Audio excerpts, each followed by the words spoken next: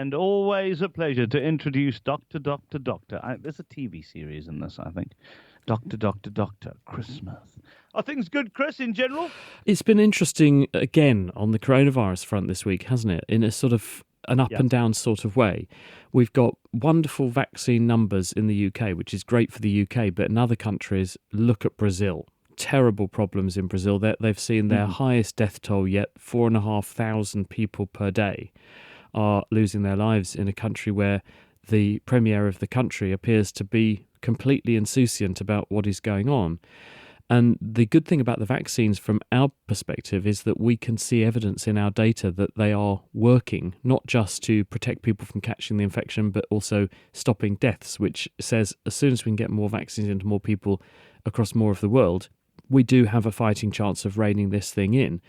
And then we've got the other side of this, which is the news stories around AstraZeneca's vaccine.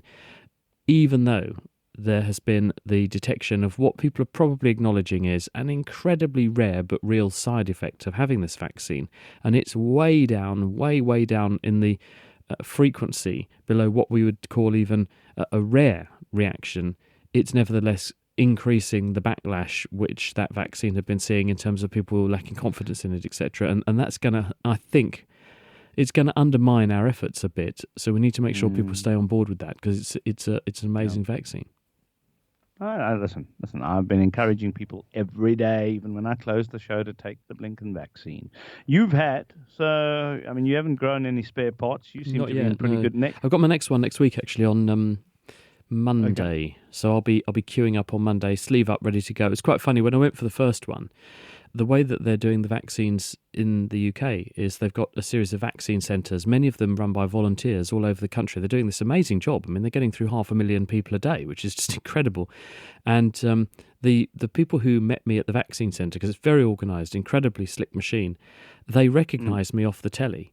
And so they're all backstage kind of drawing lots who was going to shoot up the dog. And this lady kind of said, she said, my hand's shaking because it's you. And I thought, oh my God, where's she going to inject this thing? Is it going to go in my eye or something? But actually, she was fantastic. She was a practice nurse from a doctor's surgery in the next door town in Newmarket, actually, where all the horse racing goes on.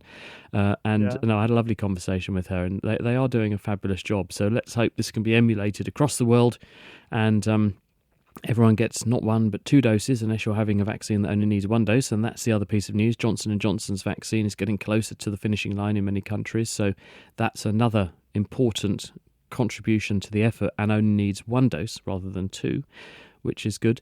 And then we stand some chance of, as I say, because of the data seeming to suggest these vaccines don't just save lives, they save infections. We have a chance of squeezing this thing very hard and stopping it. Indeed. Now, my wife has a British passport, so you just tell me when your second visit is. I'm happy to, walk in there with you, because everybody will be paying attention to you while I sneak in behind.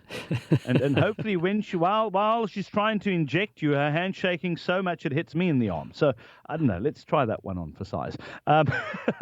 Anyway, let's get to the questions. Hi, Kino, Peter here from Durbanville.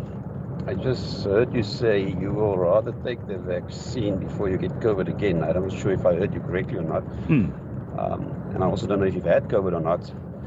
So I'm not a doctor, but according to my knowledge, if you've had COVID, then your body's already developed some sort of immunity against it. So I'm not sure if taking the vaccine will do you any good. There was actually an interview, I think, 2 or 3 days ago on John Nathan's show of, I can't remember who the person was who did it, but I do recall, and I might recall incorrectly, that it was echoing the same thought, that so once, if you've had the disease, it will not really benefit you to take the vaccine. But again, that's what I hear. That's not what I'm. I stand to be corrected on that. So I just want to have your thoughts about that. So, let me know what you think. I did say that. Yes. I'm not the doctor, so I'm gonna. But thank you for sending that. I'm gonna leave that up to the much more than capable doctor to answer. The current guidance is that regardless of past infection status, you should have the vaccine.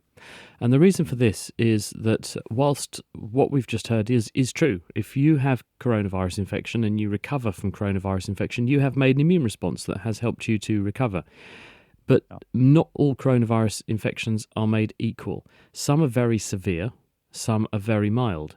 And the amount of immune protection you seem to make in terms of level of antibody is directly proportional to how severe the infection is. So we're seeing people who nearly pass away and recover. They have really high levels of immunity, at least for a while. But the vast majority of people aren't in that camp. The vast majority of people have trivial infection and have much more trivial immune responses. And as far as we can tell, coronaviruses do not produce long-term immunity.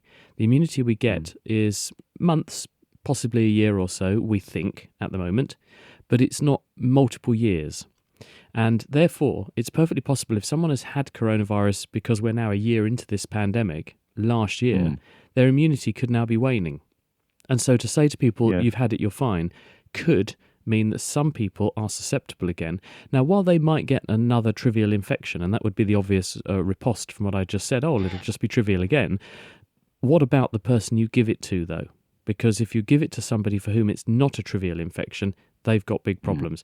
So the whole point about trying to get to a level of so-called herd immunity or herd protection through vaccination is so that everyone is protected to the same level, which should give us the best odds that we're going to be able to suppress the spread of the virus through the world population. And interestingly, a report from University College London, which is coming out, it's just out actually, suggests that as of next week, the UK population should reach the first threshold of about 70% for herd immunity. So this is the point at which enough people are robustly enough protected in a population that it should begin to interrupt the spread of an infectious disease. So we should begin to see now, and this will be a very useful experiment, lots of countries looking at the UK situation to see whether this threshold of about 70% or so of people who've been protected is enough to keep the virus from circulating and spreading through the population. It may be we have to go much higher. It may be a bit like measles, where we have to push it to 90% plus in order to get that herd immunity. But that's the reason why people like you, Kino, have been advised, despite having had coronavirus, still go and get the vaccine, because we are seeing reinfection. We are seeing reinfection that occasionally causes severe infection, but a reinfection is a reinfection with producing an infectious person that could transmit it to somebody who is also susceptible, and that's the reason. Exactly. It also depends which variant you've had. There's some studies here have shown that you've had the South African variant, as we call it, then you probably won't get reinfected by the original one. But if you've had the original one, you could still get infected by the variant in South Africa. And that's exactly what they're seeing in Brazil as well. I was talking to a Brazilian doctor last night, and he was telling me about their experience of these variants in Brazil. And they have got parts of the country which were really hard hit the first time round, and to the tune of maybe 75-80% of people in those areas who caught the infection, totally overwhelming healthcare services. And now they've got these variants coming back in a number of different parts of the country. They are reinfecting all the people who caught the parent or classic coronavirus, and they're seeing a big surge again, which is putting people in intensive care, overwhelming healthcare services again. These are people who we know had it the first time round. So what you say is absolutely spot on. The variants can reinfect people who are already immune to the previous variant. Clive in Swellendam. Good morning, sir. Hi, good morning, gentlemen. Just a quick one. I heard on quite good authority yesterday that one must be very careful of having the flu injection and then having the vaccination. They say you must have at least a 3-month break between a flu injection and then having the vaccination for the COVID. Is this true, Chris? Hello, Clive. The answer is no, it's not. And in fact, people are talking about using a simultaneous vaccination strategy so that you'd hold one arm out for a COVID jab and the other arm out for a flu jab. The reason for that is that neither are live agents. If you're having a flu injection, not the live flu virus vaccine, which is used in certain circumstances, for instance in children, so we'll put that to one side, but the normal routine flu jab, this is not a live virus. it is killed, brutalized, broken up bits of flu.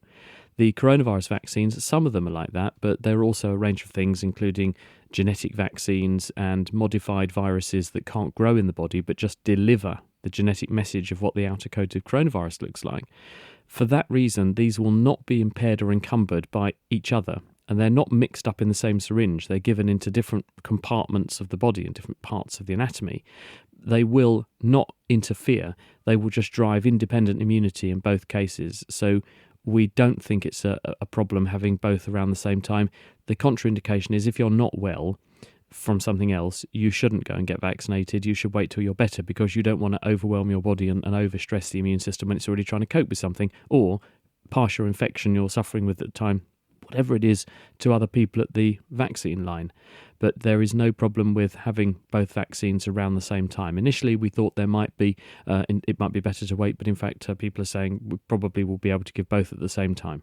Well, thank you very much for that question, Clive. Okay, have a good one. Perfect. Let's move on to some more of your voice notes that you've sent in. Morning, Kina. Just hearing Dr. Chris say that in the UK, volunteers are giving the vaccines. That's why they can be so far ahead. Here in South Africa, even our pharmacists who have the knowledge to give them, and the doctors, are not allowed to just give the vaccine. I have my flu vaccine at my pharmacy, and I've had it for many years. So why can't my pharmacist also give me the vaccine? I don't understand it. Thanks, Keynotes Felicity.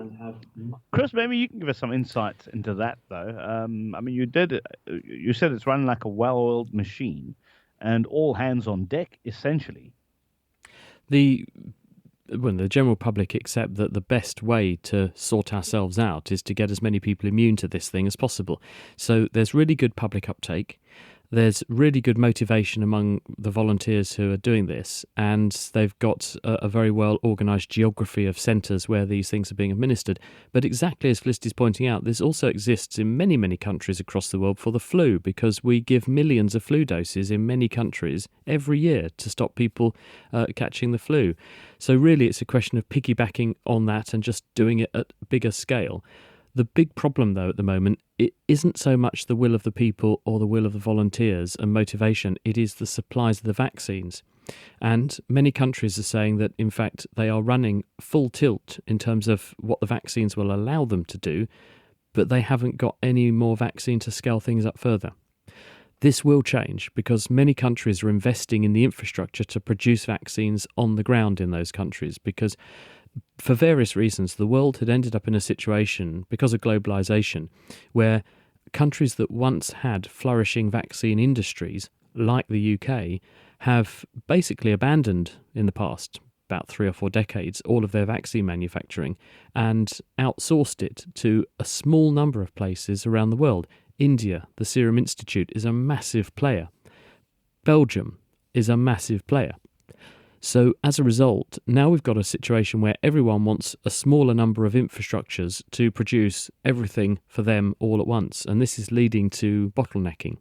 And it's not just a question of you need the chemicals that go into the vaccine, you need to make the vaccine. You also need to put the vaccines into glass vials and then ship them. And all these things take time.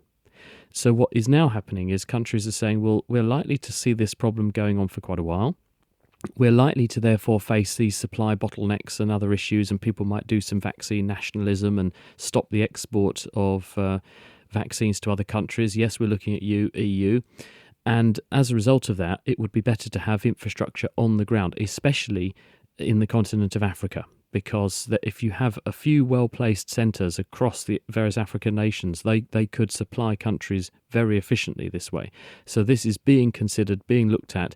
The question will be the quality control, to make sure that the vaccines that are getting made can be made to a high standard, rigorously, and then shipped out efficiently. And I think with something like AstraZeneca's vaccine, and also some of the other products that are coming along that are very, very stable, they don't need this sort of demanding -80 freezer storage, Yes. this is eminently possible. So watch this space. That many countries are beginning to go down this road, and for much less investment, you can have your own vaccine manufacturing plant in country, which saves all the shipping and distribution and difficulties and enables you to operate at scale and gives more future proofing. So lots of countries are now beginning to go down that path. But in the meantime, it is really just a shortage of supply which is holding up things rather than a shortage of people.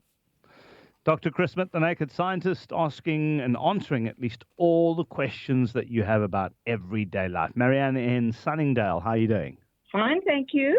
I would like to know whether it is safe for a person who has had Guillain-Barré syndrome to take the vaccine, and if so, which type of vaccine would be the one least likely to cause a relapse? Hi, Marianne. The answer with Guillain-Barré syndrome, for those who haven't come across this, is a disorder of the nervous system where, for some reason, and it can be a range of different triggers that cause this, the immune system attacks the outer coat of peripheral nerves. Not the spinal cord and not the brain, but peripheral nerves, the kind of nerves that run through your tissues to supply your muscles and your skin. And it can produce a paralysis, but luckily recovery is possible. So people get funny sensations and a loss of control of those parts of their body. But over time, the nerves can recover. It seems to be an immune attack provoked by a range of different things. And one of them is infection. Others can be reactions to various things, but chiefly it's some kind of infection reaction. And we don't completely understand this, and we don't know who is most susceptible to it. Usually it's one of those things that happens to somebody and then it doesn't, fortunately, happen again. If you routinely have vaccines for things like the flu and you're absolutely fine, then there shouldn't be a problem this time, because these virus vaccines are killed vaccines or inactivated, or they don't actually have any live agent in them. They are, in that respect, safe. They've also gone into very large numbers of people now, these COVID vaccines, and to the scale of tens of millions of people around the world. And we're not seeing a great exacerbation in cases of Guillain-Barré syndrome, including in people who have perhaps what you would call a susceptibility because they've had it before. And so therefore I think that all bets are on. You have really a choice of whatever you're offered. I would take it. Great. And we'll come back and take the question from Ashley in Rondebosch next. With conversation this hot and happening, the taxi industry is a vital cog in our economy, transporting millions of people to work every day. You never want to miss a single beat. Every right has a limitation to it. But when life happens, K-Talk recaps all the biggest conversations from the week, every weekday from midnight. The crumbling of availability of things as simple as water and electricity. Catch the best of talk, only on K-Talk. Join the conversation.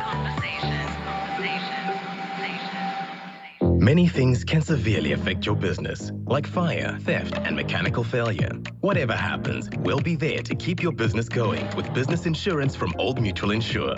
For the business you are today and the one you'll be tomorrow. The time is now. SMS growth to 35442 for an obligation-free quote. Visit ominsure.co.za or speak to your broker today. Old Mutual Insure Limited is a licensed FSP and non-life insurer. Standard SMS rates apply. Welcome back to my YouTube channel, guys. Today I'm replacing the cartridge in my shower mixer. I've already loosened this screw here, so I can now just pull it straight out towards me. Mom! Mom! Turn off the water! Mom! Not all experts are experts. At Brights, we offer trusted advice and quality products. And you can even shop online. Brights, more than just a hardware store. Don't forget to subscribe to my YouTube channel, guys. Did you invest in a car that's safe and reliable? How do you maintain it after your motor plan has run out?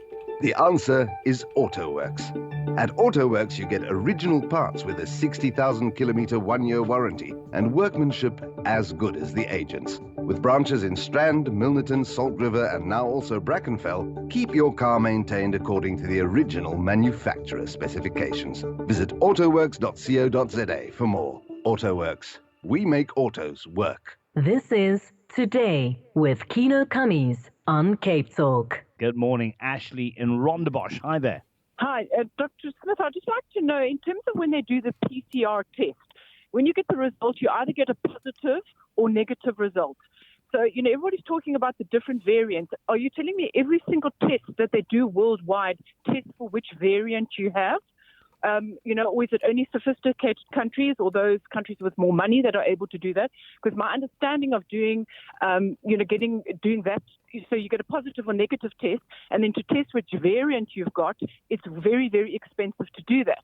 I mean, I saw the statistics on Sky News the other night that there's, so many thousand of the Kent variant, 480 something of the South African variant, and whatever of the Brazilian variant.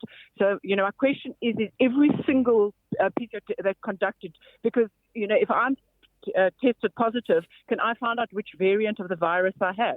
The answer to this is no, not every sample is genetically sequenced to find out what variant it is. The way this is working is that when a person is tested by PCR, the PCR reaction copies the genetic information of the virus and it looks for a very specific part of that genetic information which is unique and specific for the new coronavirus and also is consistent across all the different variants. So, in other words, even if the virus changes, they're using parts of the genetic information that don't change in these variants in order to make sure they don't miss the diagnosis.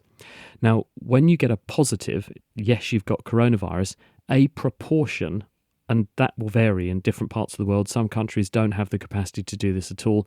Other countries have a very well-developed machine for doing this. But a proportion of the positives, and in the UK, for example, it's about 10% of the positives, the sample that was used to do the test is then sequenced. What that means is that they read the genetic code end to end of the virus, and that enables them to compare that genetic code with the genetic codes of all of the other viruses they've sequenced to see if it is different. That is how they then spot the variants. And what you're able to do is to ask what proportion of the infections that are being diagnosed are viruses with this genetic makeup. And you can see, therefore, new things appear. And then if they become much more spreadable, like the so-called Kent variant, which we saw emerge in the southeast of England before Christmas, if they go from accounting for a handful of the cases you're diagnosing to accounting for more than 99% of the cases you're diagnosing, then you can make a reasonable estimate as to the likelihood of what a new infection having a particular variant will be in the country.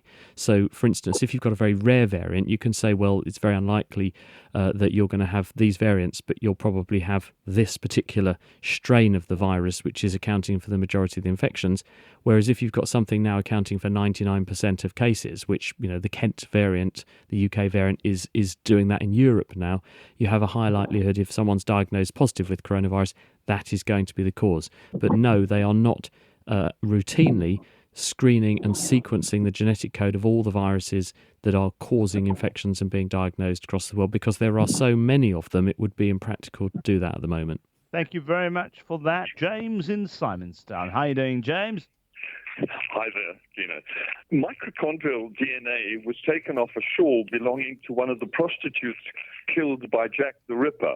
This was some years ago, and they proved Jack the Ripper was the guy who the police had as the suspect in their files. Does your expert believe that this found the Ripper? This was very controversial. I remember the story, and I actually interviewed the gentleman from Liverpool John Moores University who said this was what he'd found.